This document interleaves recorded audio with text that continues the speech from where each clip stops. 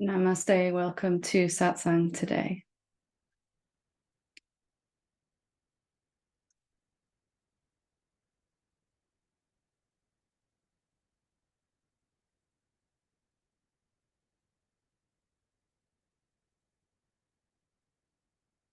As Claire was saying, I'm going to begin by answering some questions because we have a little break now while we're on retreat.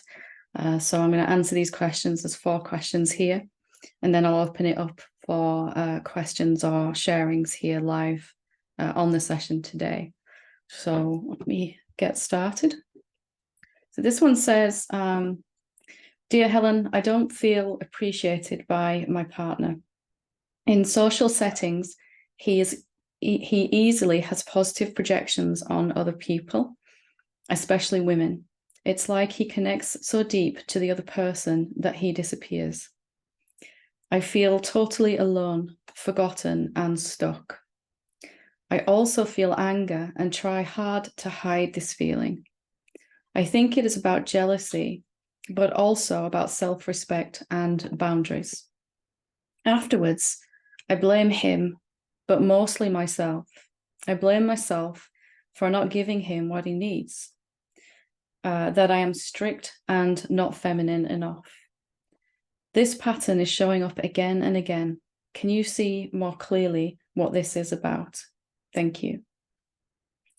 So any pattern that's coming around and around faster and faster or more frequently is arising so that we can see that it's not true, and they will come up faster and more often as it gets to that point where we're ready to transcend it, where we're able to transcend it.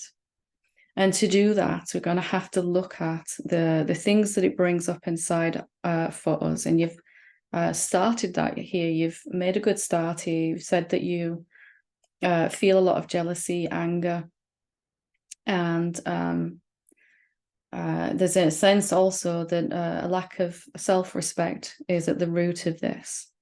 And the blaming yourself is also tied in with not feeling good enough, not feeling, you've said it here, not feeling feminine enough, or feeling that you're too strict. But ultimately, if we boil that down, it looks underneath all of the common factor in that is that you don't feel, on some level at least, that you are who you need to be in order to win this person's love, approval, all of that. So I would like you to win your own approval first, your own respect, your own recognition of who you really are is going to allow you to come to a deeper place inside yourself. You may feel there are things about you that you want to change, but can you just hold those softly without making them as reasons for to justify this idea that you're not good enough? So maybe you'd like to be able to relax a bit more if you feel that you're too strict, if you feel. But do you know that's true? And do you know that you're not feminine enough? Or is that some idea that's been given to you and keeps reflecting back at you? So can you spend some time looking at these ideas you have about yourself? And only when you come to love you first, can you actually begin to allow others to love you as you want them to. Of course, it doesn't mean that the other person in the relationship is doesn't have to do any work on it too. It takes two apparent beings to make a relationship work, of course.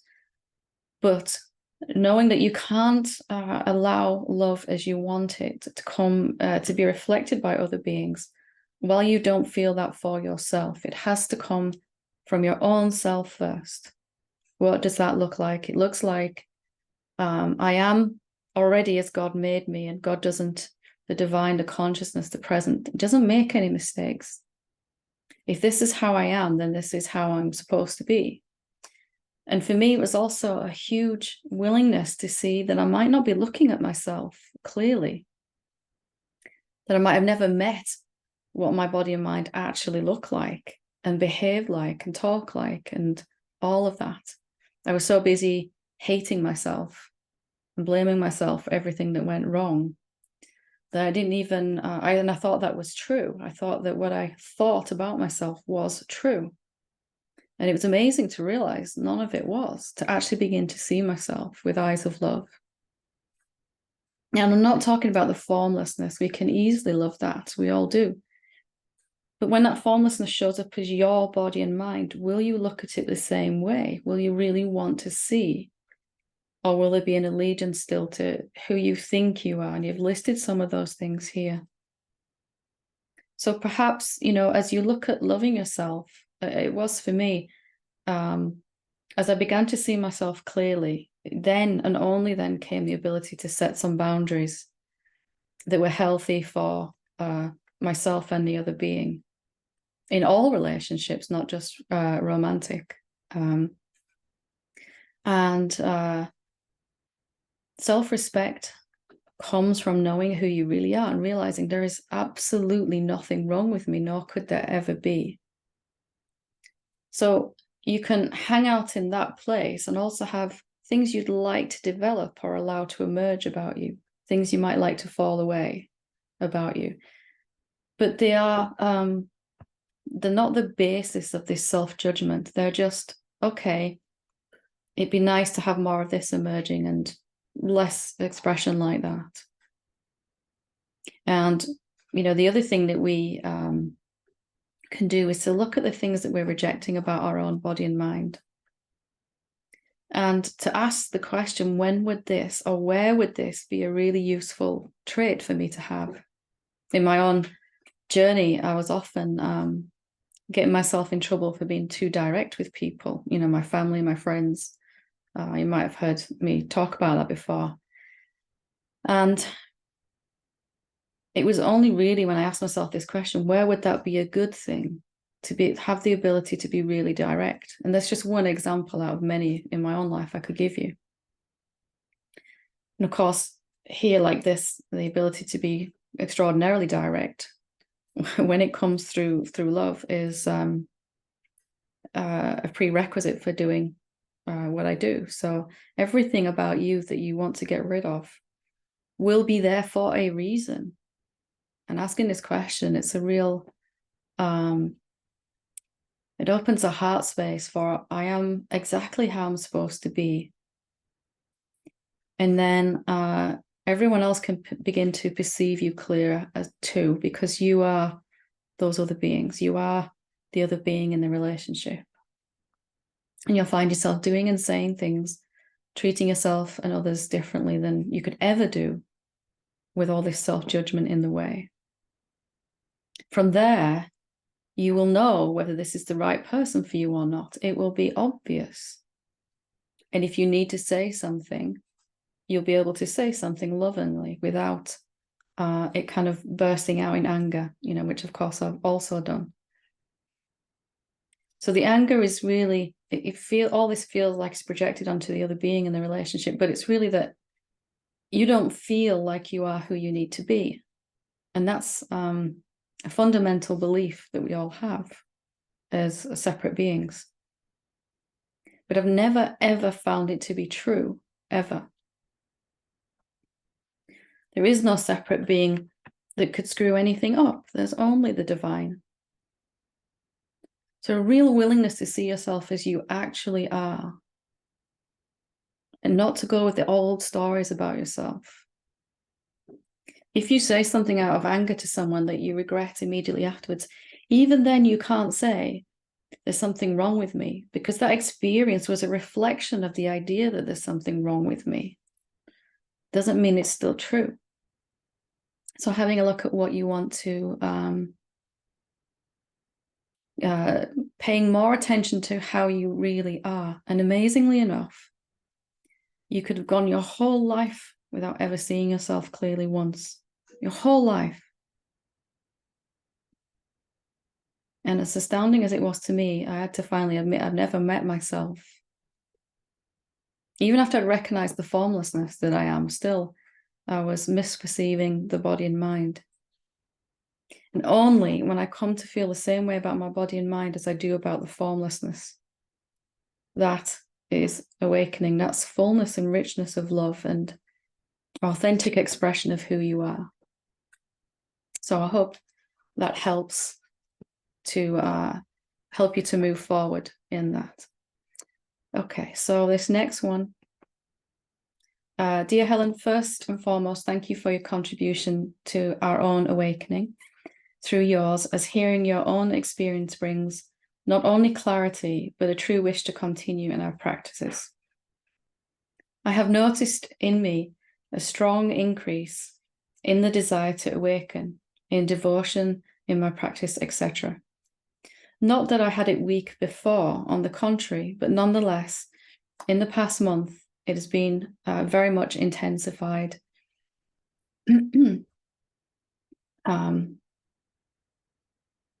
Lost my place, sorry. Intensified, and I have fallen in love with the question, who am I? Wonderful. Along with this intensification has come tremendous fear and negative emotions. They seem to consume my heart, and it seems that I live with a constant pain in my heart, fearful of everything. I've started a new job, and although I feel very grateful for it because it is needed, when I wake up in the morning, I feel dread just at the thought of it and about life itself, feeling I'm not good enough. I'm not going to be able to live like this, as it seems to literally paralyze me. I release all of this, try to feel these emotions to their core. They leave for some time, but then once again, they are there. I had so much clarity and relief from your last video, the only thing to remember. So much peace came to me. I watched it and pondered it many times. But after a few days, back again into this darkness, as if the more I come near the truth, the more fear comes to sabotage my life. A war is going on inside me. I understand I am this beautiful consciousness, and that inside of it, I have an intruder.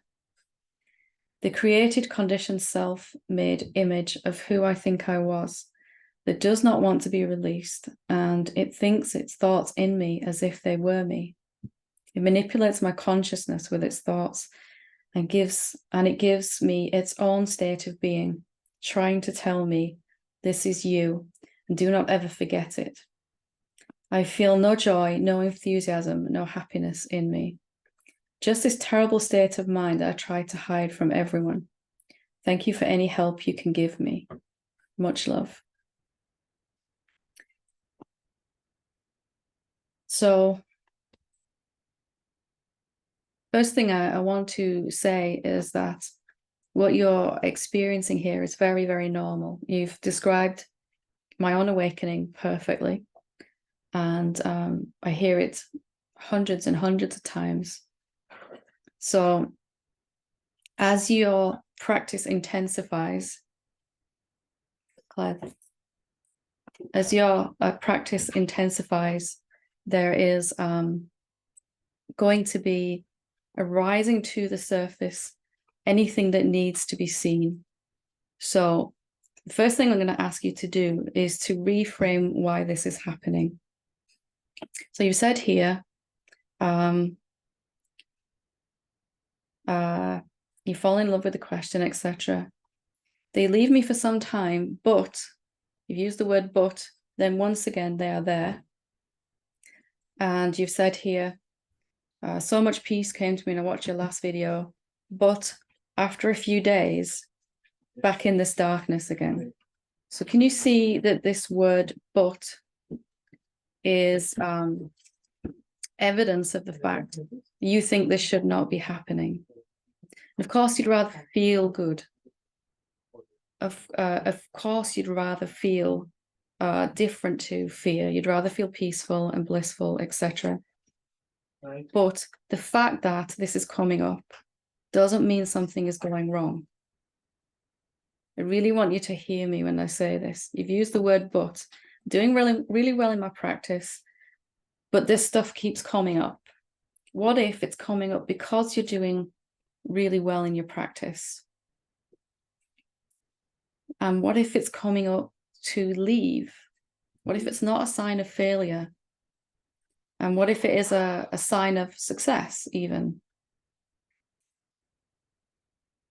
So success in awakening often looks the complete opposite of what our mind thinks it will be. Mind has this story that as we see clearer who we really are, everything just falls away wonderfully and you feel more and more peace. But actually, it's not like that. As I see clearer, have a clearer seeing, and my devotion intensifies, the next thing that's going to happen is whatever I need to release that's in the way of me being permanently peaceful and joyful is going to come up to present itself. That will be in the form of negative emotions, which you can use the contemplative process on that. On this YouTube channel, there are playlists, core teachings playlists. There's a contemplation playlist now too, which we're adding to all the time. Contemplation is the art of asking a question, asking an emotion, what it wants to tell you. And for me, fear was pervasive throughout my entire life. My very first memory in this body is of being scared. And after a clear seeing of who I really am, it came up really strongly because it is showing you a story that that comes from your old sense of self that needs to be questioned. Fear for me, when I asked it, when I asked fear what it wanted to say, it said that I'm not safe. I'm in danger. And perhaps even more specifically, I'm going to die. And that was terrifying.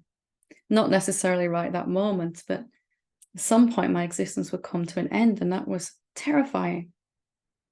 So this is coming up now to say, hey, will you look at me? Will you understand me? Because the amount of fear we feel in our body is showing us how much we're still buying into this story.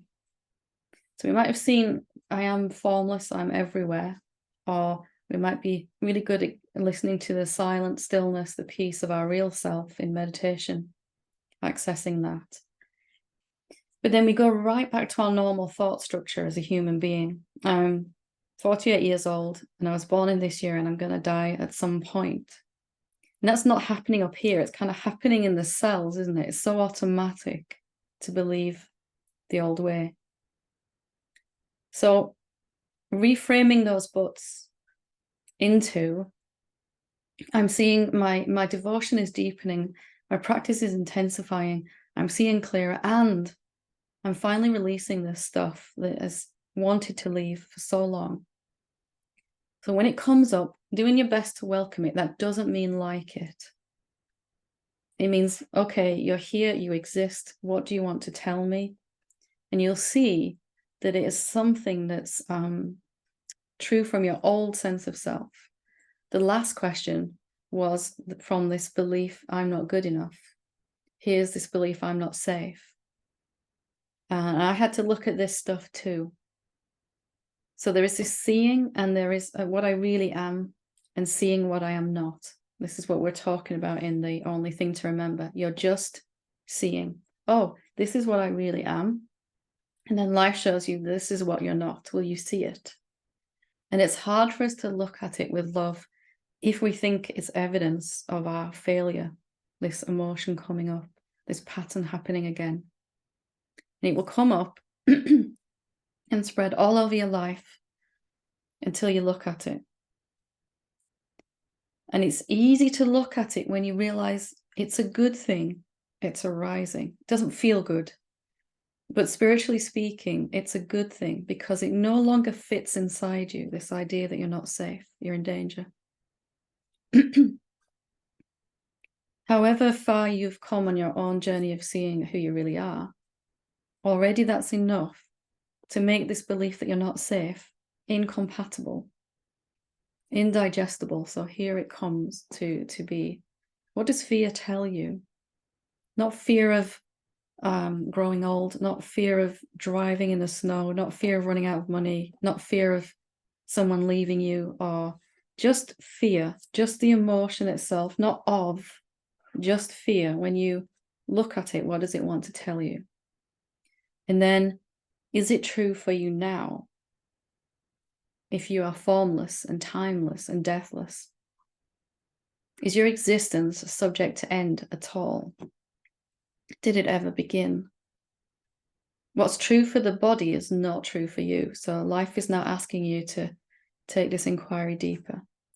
But if you forget everything else I've said here, the one thing I want you to really remember is that this is happening for a good reason. The buts tell me that you feel that this should not be occurring. And I was in the same place. And that's the only thing holding it in place. You're rowing a boat with two oars, and this oar, you're seeing who you really are. This one, you're seeing who you're really not. And you've got to do them both.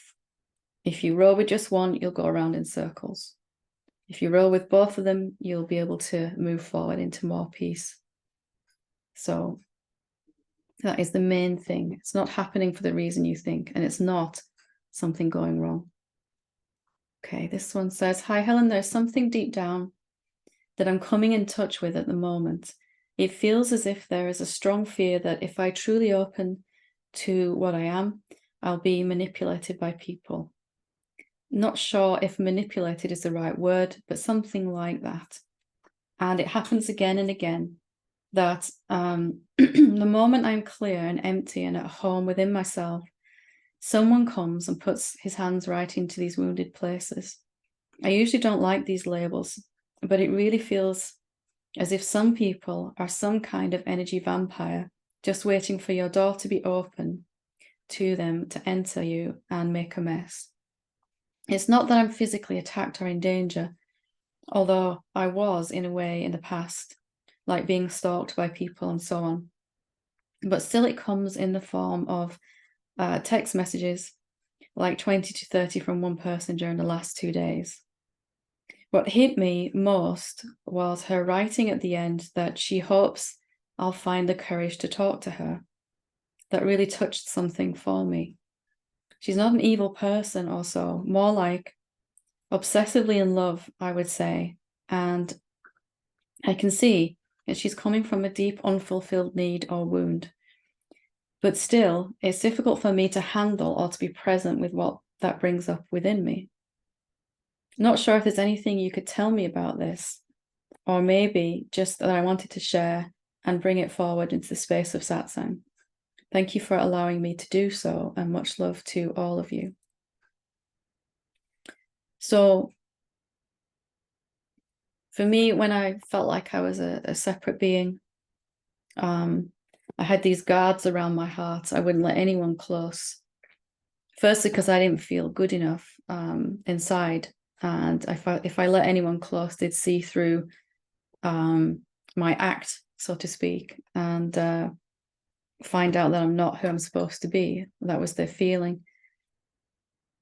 And secondly, because life had proved to me that I wasn't safe over and over again.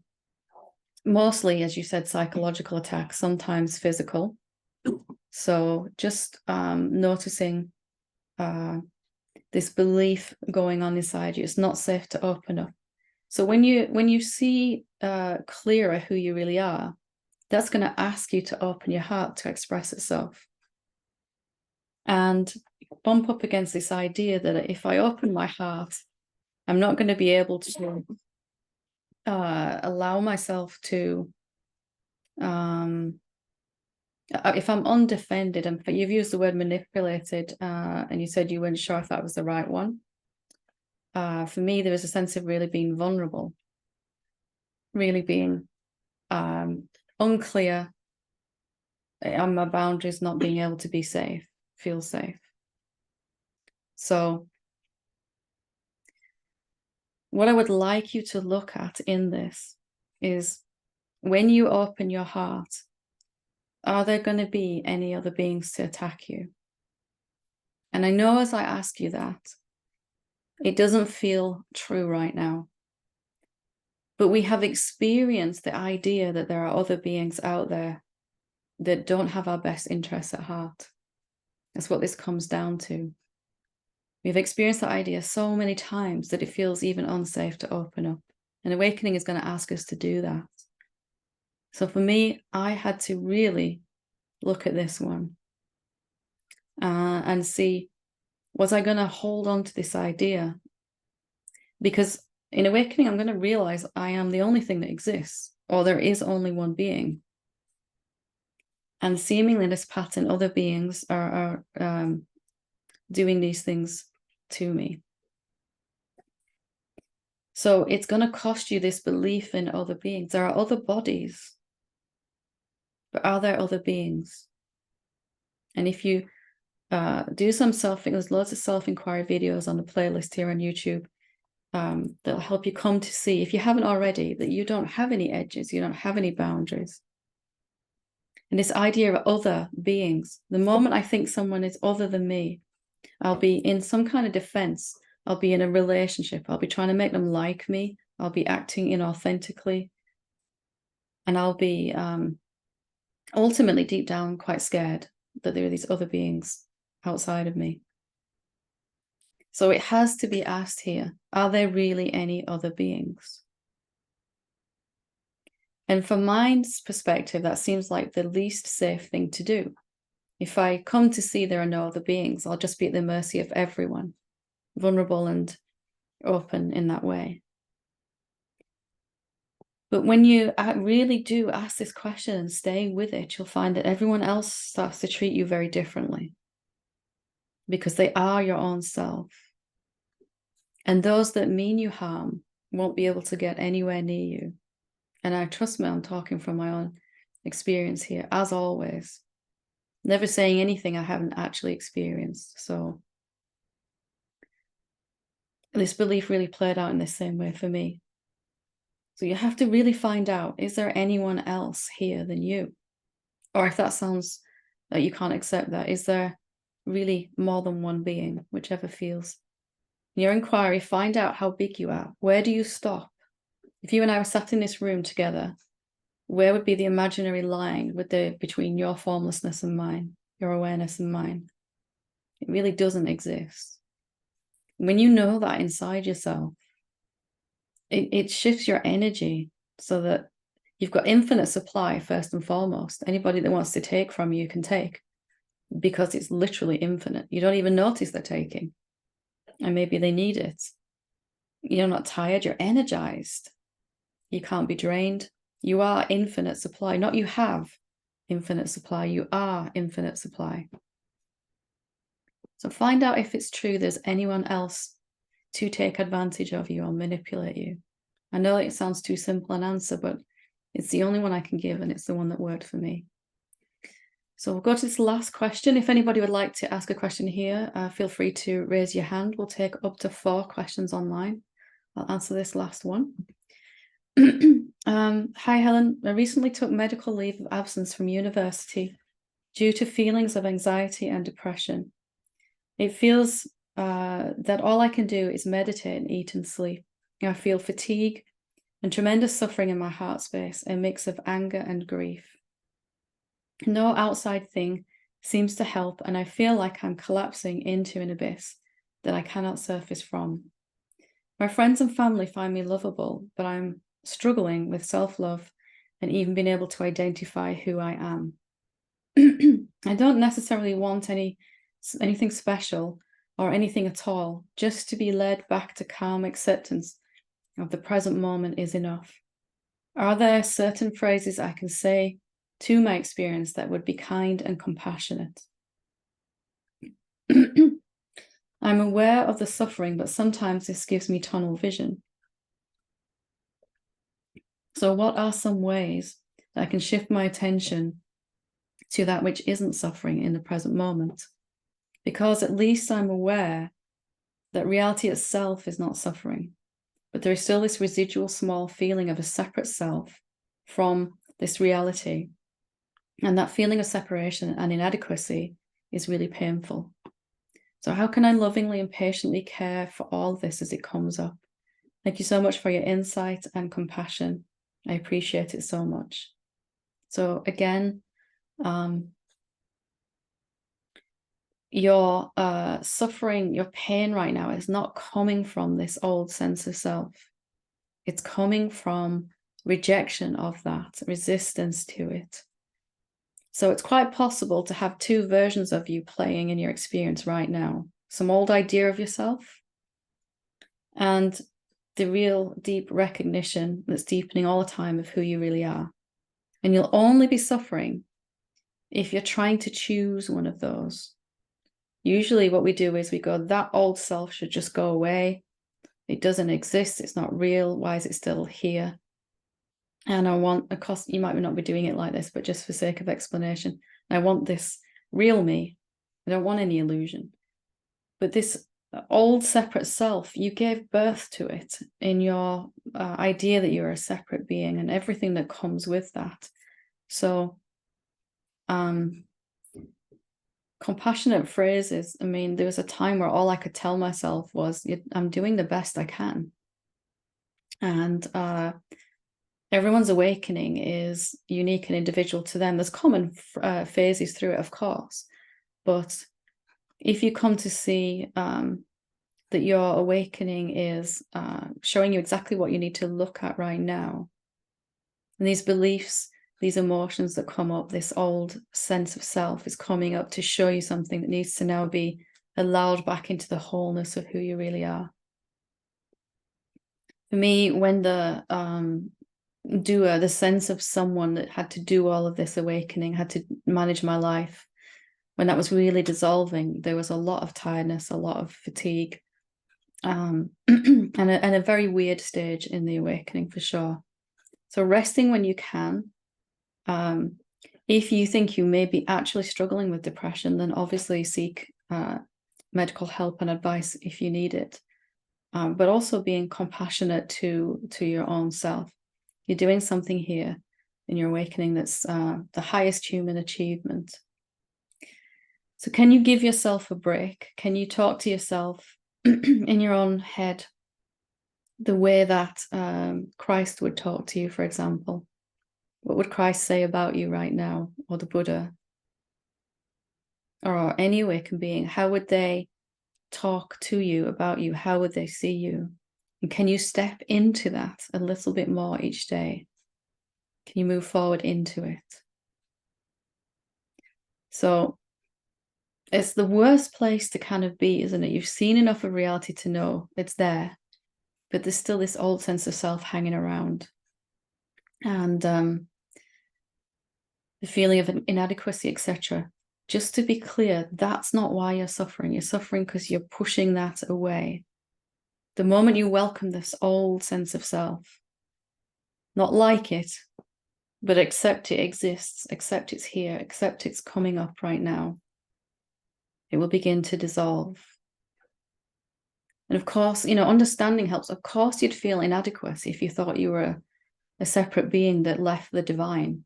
Of course, we're all going to feel somehow fundamentally flawed if we feel like we broke away from God. Of course we are. And we're also going to feel unsafe and, all of that stuff. So just treating yourself as gently as you can in this period. And I know it's maybe obvious, but drinking lots of water, because a lot of stuff is leaving the body at this point. You're going to help it leave the tissues. There's a physical component in that awakening. So it sounds to me like you also need to seek some medical advice here, just to help you stabilize while you work through this stuff spiritually too. So I'd recommend you do that if you feel it's right for you, of course. Just to help you through this. There's nothing wrong with getting that help for the body. In my own depression when I was younger, my brain was at that point where it couldn't produce the things that it needed to produce to stabilize myself, and I just wouldn't be sitting here without some kind of intervention that way. So there is no shame in that at all. So I hope that's helped, but please do write back in if you need more help with that. Okay, we'll go to Kirja. I hope I said that right. Yes, that's fine. Hi, Helen. Hi. How are you?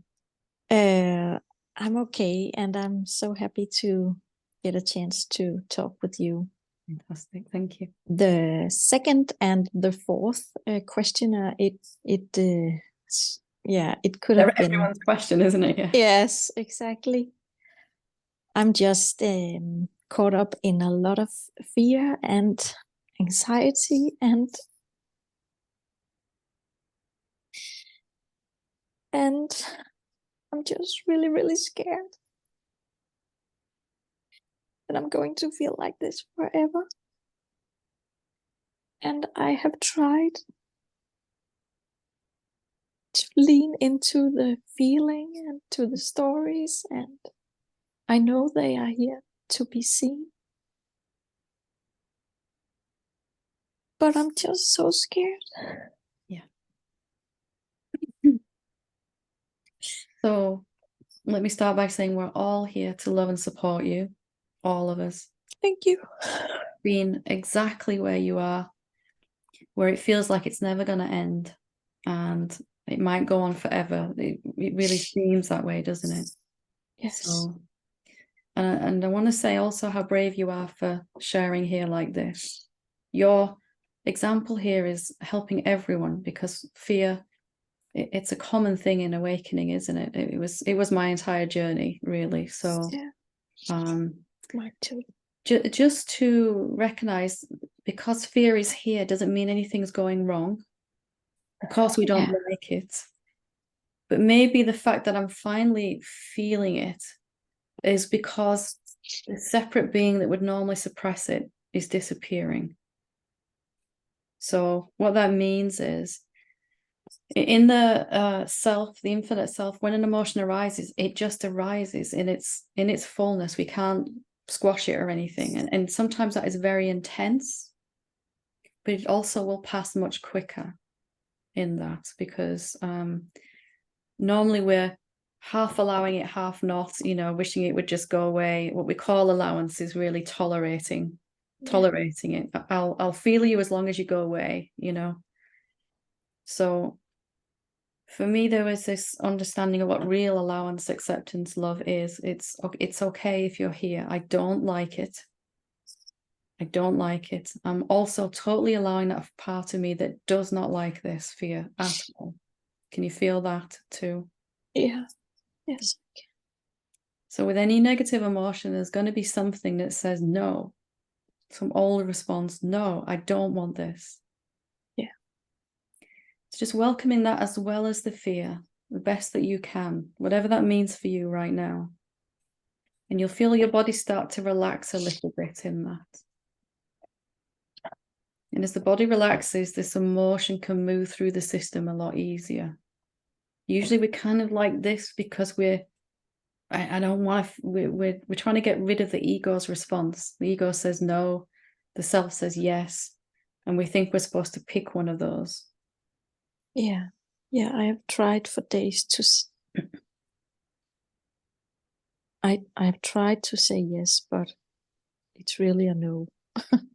Can it be a yes and a no? There's something here in you that's letting it just be already, and there's something that really is rejecting it, the fear. And you don't have to pick a side. You just sit there and watch. Okay, there's a yes and a no, and I fully acknowledge both of those within me. It's kind of where the self hangs out. Yeah. It doesn't see the ego as something that's got to be gotten rid of or anything like that. Okay. And every human being, I've never met a human being that said, you know what, I felt so scared when I woke up this morning, it was ace, like no, it's never going to happen, is it? No, I've just tried to get to that feeling the whole day by watching some stupid videos of how to conquer the fear, and it just makes it all worse.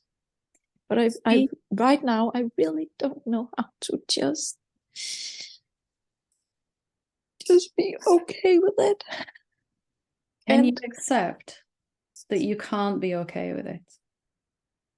Accept that. I'm really not okay with this. Let that feeling out. I'm really not okay with this. Doesn't that feel better? Yes. It's authenticity, isn't it? Yeah. And I just feel so much guilt and shame for feeling like this, and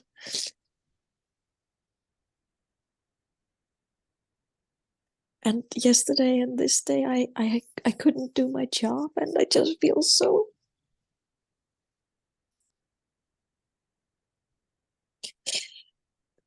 like a big disappointment to everyone, even to this awakening process.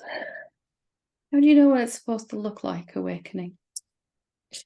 What if it's supposed to look like this right now?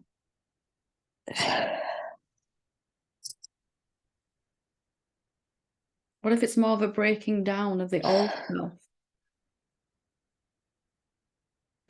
There's a myth in awakening. I was saying at the beginning of that first question that I'm going to recognize who I really am, and then everything will be fantastic.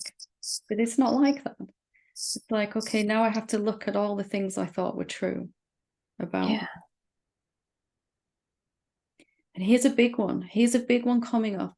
I'm getting this wrong. I'm doing it wrong, this awakening, right? Yeah. But the infinite self thought it should be like this right now. So can we honor that, you and me, right now? There's fear and it needs to be felt, and there's guilt and it needs to come up. And that's all that's happening. And of course, there would be this huge no, I don't want this. Of course there would. If I felt right now what you're feeling, there would still be a no, I don't want this. The only difference probably between me and you is I wouldn't be able to reject that no at all. It would just be like, okay, let me hold you, something like that. And you've just done that. You've just done that. For me, the fear went on long enough that I had to finally look at, what if it never goes away? Oh, yes, I asked my question. I really did not want to look at that. What if it never goes away? But something inside said, you know what? That's actually love. If you're willing to be with it, even if it never went, if it never left, and you still welcome it. Of course, my mom was like, that's crazy. Never, just said no. But the moment I reached that place of willingness, this can stay here for as long as it needs to, even if that's years, it began to dissolve, because it just needed some deeper acceptance and willingness than I'd previously managed to offer it. It's like we open the door, say, come on in, fear, but then we're trying to shut the door as it's halfway in. Not that far. Come in, but not that far. Yeah. That is exactly how I've tried to go about it the last week or two. For me, it was really helpful to understand that I only wanted the fear to go because I thought I couldn't feel peaceful, joyful, and blissful while it was here. That it was one or the other. When I really investigated this, I was sat out the back of my house here on the wall, and I was so blissed out and terrified at the same time. It was really weird. I didn't know that was possible. And quickly the fear just changed into bliss, but there was this peace and bliss. And for a good couple of minutes, there was fear and bliss. We have this idea that the fear has to go so I can feel what I want to feel, but that's not true. When you get that, you stop resisting it so much. Yeah. Peace and fear, bliss and shame. It is possible. Yeah. You're probably feeling more peace right now, even though you're still scared. Yes.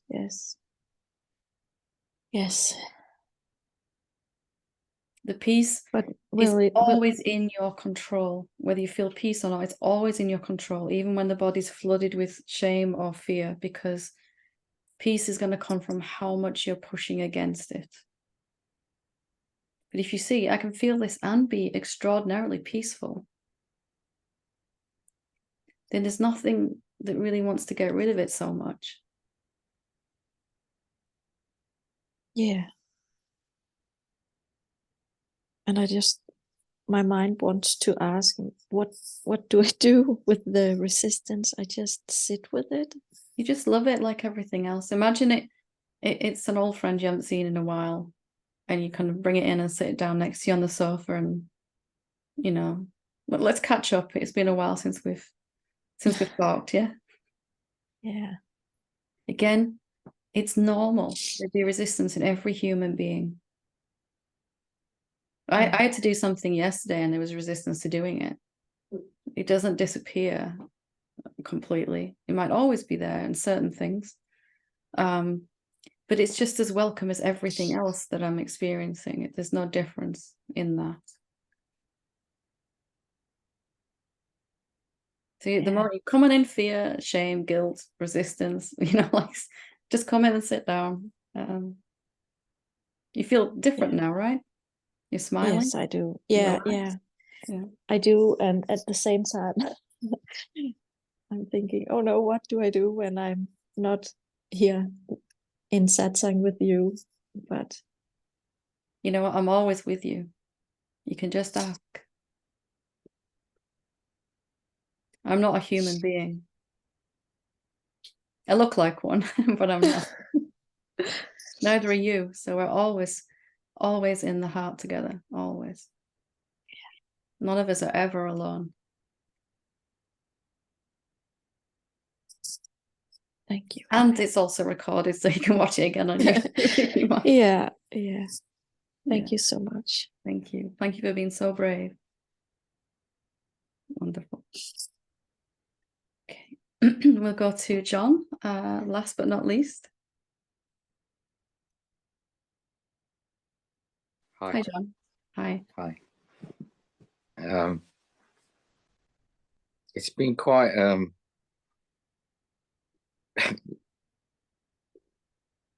since getting to know you a little bit these last few weeks. It's been quite interesting to see how many people are going through the same kind of process. There's such similarities. Yeah. In all of what's happening. So my questions will be around the same subject in a way. That's okay. I don't know why I'm laughing. Okay. But I do think it's nice to laugh for a change. It's good to laugh. Yeah, it is good to laugh. Anyway, it's hard dealing with mental health problems with the mental health system. Yes. It's quite biased,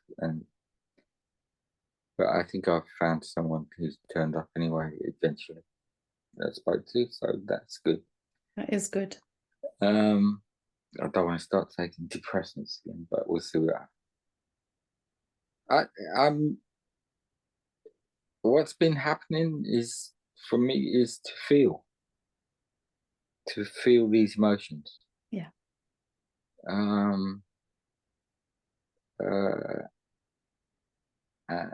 Because again, it's all based around so much fear. Mm-hmm. This separate me that I've always thought myself to be, the character or whatever. I mean, the character's okay. It's just that, that feeling that I am different and whatever from everyone else. Mm-hmm. Created so much problems. So, I'm learning to feel these feelings, and it's not been easy. But to turn around, to face them, and to feel the fear,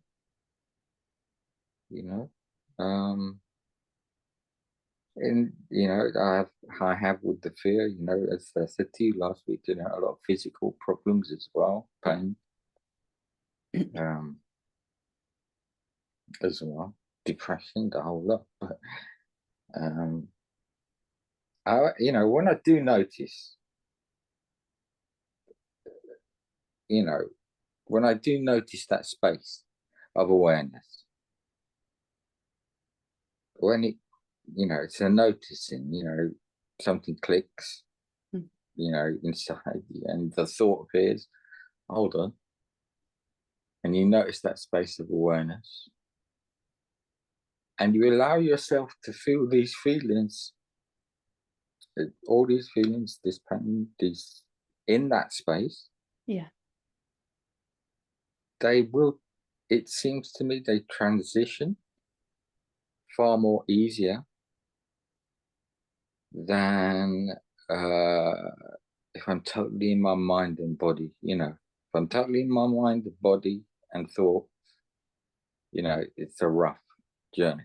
Yeah. But It's awful. in that space of awareness that I'm noticing more and more, and I can allow that myself to feel these feelings in that space, they will transition. Yeah. Because the awareness can't resist them. No. The mind will resist them. Yeah. So in that non-resistance, they can pass through the system easier and leave much easier. Yeah. It's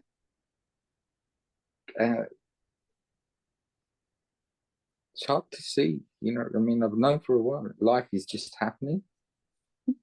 You know, life itself is just happening, you know. But there's been, I can see now as I'm speaking to you, I've written these things down, but as I'm speaking to you, it's like anyway,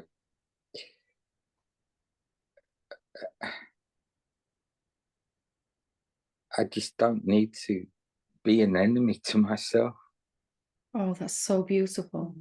You know? That's so beautiful, John. You know? That makes my heart sing. Yeah. Yeah, but you know how amazing you're doing. You're doing amazing. It's beautiful for me to hear you say that as well. That's how I feel about you.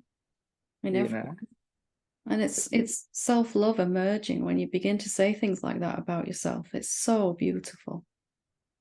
You know, I realize, you know, it's an unconscious decision to yeah, it comes from that unconscious place. I know we're always conscious, we're always awareness, but it comes from a space of kind of not seeing, shall we say, all these years.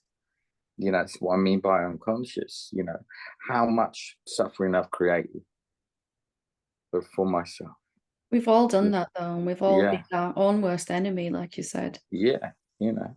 I was no stranger to self-hatred. My journey was depression because of that, and had to go through the exact same process that you're going through right now. Yeah.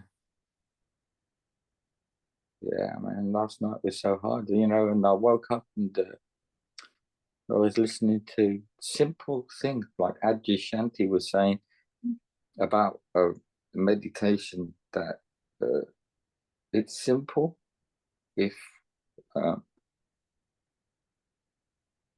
we're not getting involved with our thoughts, you know, that quiet space is dead. We just don't get involved. It all sounds so easy. It's not. It's simple but not easy. At this point in life, it's, you know, when you hit this space, you know, and you wonder what's going on. Am I awakening? Am I going crazy? You know, it feels like you're going crazy. I remember that. Right. You know, and yet at the same time, there's nowhere to actually get to. Yeah. You know, because I've been trying. Oh, we've tried hard, haven't we? Over and over. To get to this space where, that'll be the end of my problem. You know, but you can't. You have to face the reality of life. That life can have its pains, its ups and its downs, and you're part of life as much you are form and formless. Yeah. You know. But as you said, embracing that form, the human beingness of you, the ups and downs from the awareness. That's love, isn't it? That's love. Yeah. When I embrace it from that space of awareness, it's a much easier journey. And when you can't, forgive yourself, love yourself anyway. That's what the awareness would do. It would say, that's okay. You can try in the next moment. Yeah. Okay. That's the key. For me, that was a huge key. I can be the awareness, and then suddenly I can't. I'm just stuck in my mind again. Mm-hmm. Mind would say, that's terrible, you've done it wrong again. You know, awareness would say, so it happened. Let's move on. Okay. Doesn't mean anything, does it? It just happened. Mm-hmm. Do you have, you said you have someone to talk to about your mental health. Do you have someone that you can talk to about the awakening as well? We have sanghas that are run over Zoom like this, that are run by people in the teachings. No, I don't in that respect, because I kind of get confused on websites, you know. That's okay. It's so just the something. sanghas were there, but they look to be like around midnight my time. There are some that run in UK time, but just have a look. And you can email in for help. To that's what I'll do then. Yeah. It's just because it can be very lonely, this part of the journey. And we can feel very isolated. So they're not recorded, these sanghas, not like the satsangs. They're just, you don't even have to put your camera on or speak. You can just join. And as you said at the beginning, just to see that I'm not the only one going through this, that this is the process. There's not anything I'm doing wrong. This is, you know, only if it feels right. It just, community is vital, isn't it, in coming through things. And the thing that, you know, I did silly, I kind of locked the doors, closed the curtains. We all do, you know, and thought, you know, no one's going to help, you know, I've got to sort this out myself, you know, try to. Most of all, you know, that extra help and support, just someone listening to you and hearing someone else sharing a sangha. It's just a Zoom meeting. That would be beautiful. But it's not recorded. So I'll send in an email. It's run, it's run by students for students, because we've all been in that place. I would encourage anyone that wants to join. There's different ones in different time zones, but there are some that suit the UK as well. So just email it. Wonderful. Just help to lighten the load, doesn't it? Aye, lass. Berate. Mushy bees. I loved my time in Yorkshire. I did. It's when I moved down this end of the world that things got worse. You'll come through this like everything else. Good to talk to you again. Take care. Have a great week next week, and maybe see you in 2 weeks. Yes, thank you so much. Much love to that lady as well. Before so brave, wasn't she? She was so brave, you know. But I am. You are just as much courage. It sounds egoic, you know, for me to speak up like this. It takes a lot. You need to say things like this. If I wanted you to do anything, it would be to be more like you're being on this conversation we're having is a lot of fun for me. Very exciting, because you've shifted fundamentally since last time we spoke. Even it's been, you know, Tower Bridge, as we say in London, you know, up and down, you know. But there's nowhere to actually get to, you know, to see that as well, you know. Oh shit, I'm causing more suffering by trying to get to this place and out of being a human being.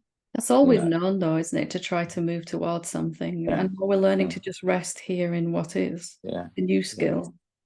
And we're doing the best we can, all of us. Okay. Thank you. Wonderful to talk. Thank you. Bless you. Thank you. Love you so much. Blessing to everyone. Much love. Okay. Wow, some amazing, powerful sharings there. Such courage and bravery from what was sent in and live here today. So I just want to thank you for your courage and bravery. And hopefully, if anything from today, you realize that this is the process. It's never easy, not always easy. But every awakened being has gone through the same thing that you're going through right now. Doesn't mean anything's going wrong. And there is help and support there for you. So thank you. Namaste.